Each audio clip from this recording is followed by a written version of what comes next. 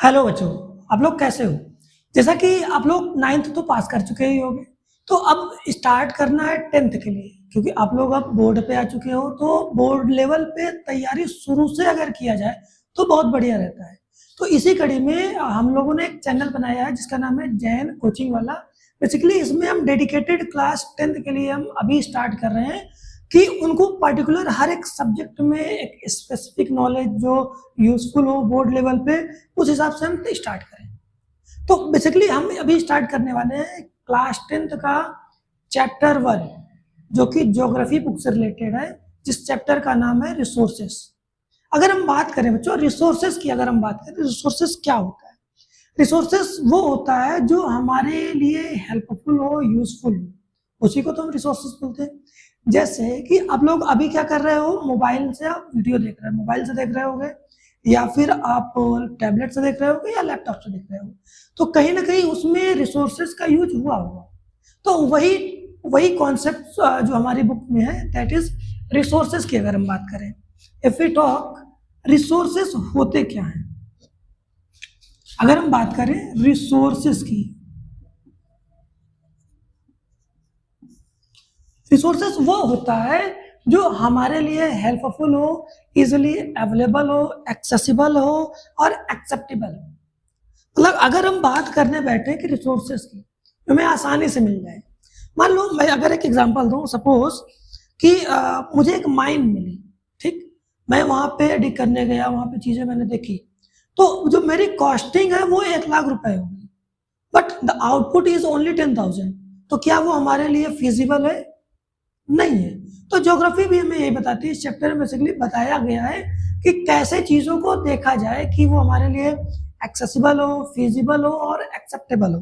ठीक, अगर हम टाइप्स ऑफ रिसोर्सेज की बात करें, हम मुद्दे पे आगे बढ़ रहे हैं कि अगर हम टाइप्स ऑफ रिसोर्सेज की बात करें तो resources can be classified on the basis of origin. Origin का मतलब क्या है? उत्पत्ति के हिसाब से कैसे हो सकती है। जैसे अगर हम ओरिजिन की बात करें, resources on the basis of origin, origin का मतलब समझो, उत्पत्ति के हिसाब से क्या क्या चीजें हो सकती है। तो यहाँ पे दो चीजें होगी, एक हो गया biotic and the second one is abiotic. Biotic क्या होता है? बायोटिक का मतलब कह सकते हैं जैसे कि प्लांट्स हो गए। Abiotic that is non living things, जैसे कि हमारा इन्वायरमेंट हो गया, ठीक है, रॉक्स हो गए, मिनरल्स हो गए, मेटल्स हो गए, these are the abiotic things. ठीक, अब एग्जॉस्टेबिलिटी की बात करें, on the basis of exhaustibility, ये बेसिकली जो ज्योग्राफी चैप्टर 1 में उसकी टाइप्स है, कैटेगरीज है, that is the types of resources. अगर हम बात करें बेसिकली टाइप्स ऑफ रिसोर्सेस, तो एक हो गया हमारा ओरिजिन। ओरिजिन बेसिकली, ओरिजिन में क्या है हमारे पास? One is biotic and the second one is abiotic. Then on the basis of exhaustibility, exhaustibility की अगर हम बात करें, जैसे एक हो गया रिन्यूएबल और दूसरा हो गया नॉन रिन्यूएबल रिसोर्सेज।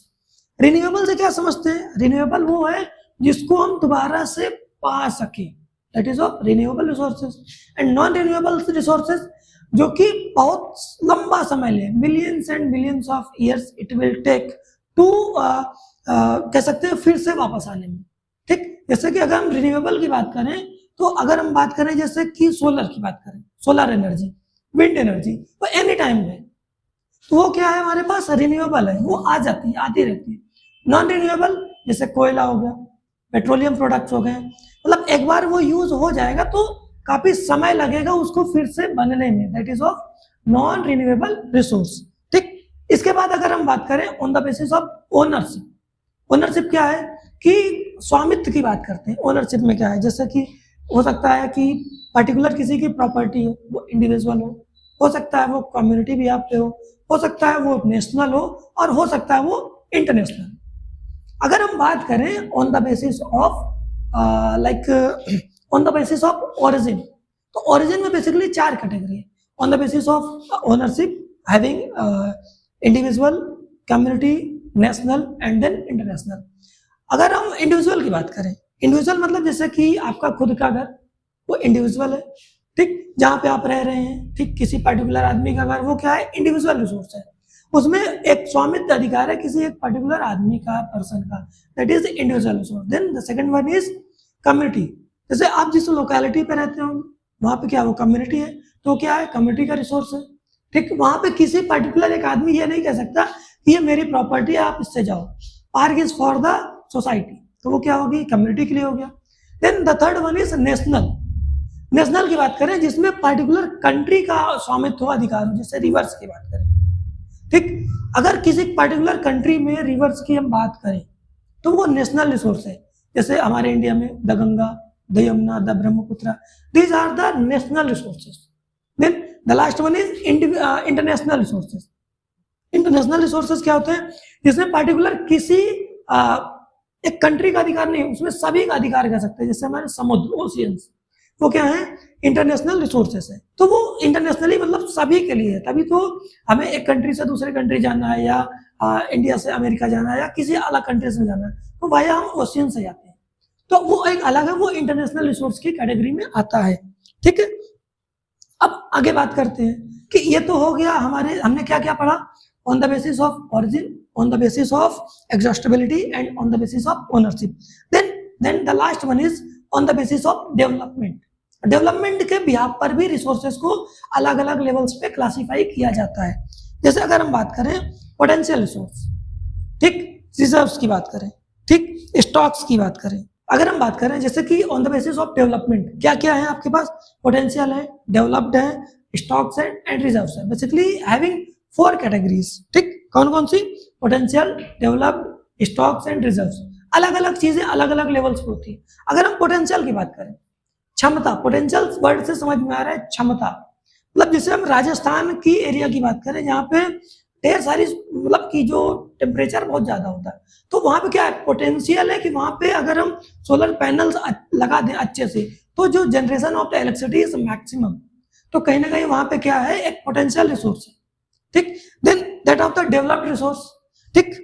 अगर हम डेवलप्ड की बात करें जैसे कि झारखंड का कोल माइंस, ये डेवलप्ड है, मतलब हमारी जो कंट्री की जो इलेक्ट्रिसिटी की जो रिक्वायरमेंट्स है वो मैक्सिमम कोल से मिल रही है, तो वो कहीं ना कहीं हमारे पास क्या है डेवलप्ड रिसोर्स की कैटेगरी में आता है।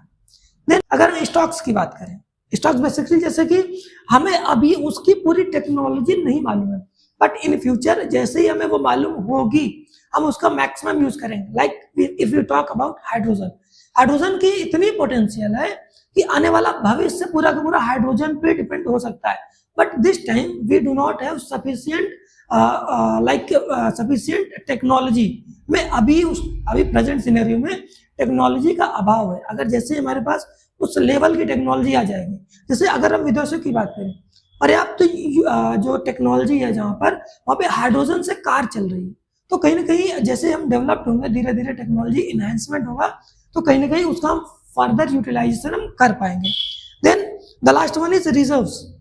रिजर्व्स की बात करें तो हमने बचा के रखा है, जैसे हमने डैम्स बना लिया, अब हमने जब डैम्स बनाया तो उसमें हम इलेक्ट्रिसिटी जनरेट कर रहे हैं, फर्दर हम इरिगेशन के लिए यूज कर रहे हैं, तो वो कहीं ना कहीं हमारे रिजर्व्स की कैटेगरी में आ रहा है, ठीक। तो ये चीजें हमने बेसिक चीजें बताई हैं। देन अगर हम यहाँ पे कॉन्सेप्ट की बात करें, अगर हम बात करें सस्टेनेबल डेवलपमेंट की बात करें, तो सस्टेनेबल डेवलपमेंट क्या होता है, सस्टेनेबल डेवलपमेंट वो होता है जो कि हमारे प्रेजेंट यूज में हो और साथ ही साथ हम कुछ चीजों को छोड़ सके फ्यूचर जनरेशन के लिए। This is nothing but the sustainable development. जो रिसोर्सेज हमें उस हिसाब से यूज करना है ताकि हम फर्दर उसको हम यूज कर सकें, यूटिलाइज कर सके, ताकि हमारी नेक्स्ट जनरेशन हो वो भी उस चीजों का यूटिलाइजेशन कर सके और जो हमारा जो इकोसिस्टम है वो मेंटेन रहे।